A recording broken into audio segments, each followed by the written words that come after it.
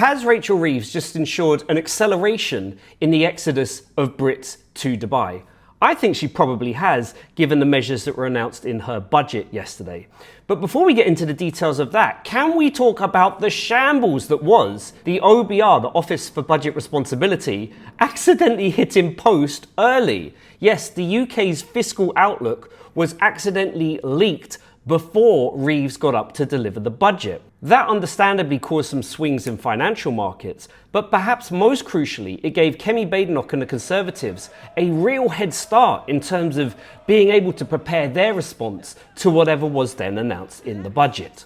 So let's get to the headline. £26 billion in tax rises. Income tax thresholds frozen. Dividend taxes up. Property taxes up. Savings, pensions and investments all being squeezed. And all of this is in direct contradiction to Labour's manifesto pledge in the run-up to the election last summer of, quote, no tax rises for working people.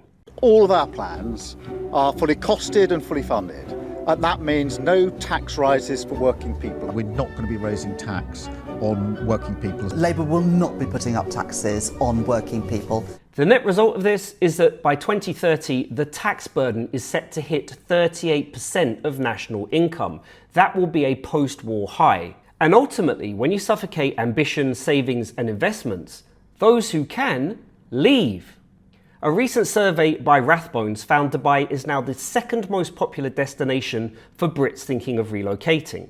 Talented people, wealthy people, ambitious people are mobile. In fact, according to a report by Henley and Partners, around 16,500 millionaires are expected to have left the UK in 2025.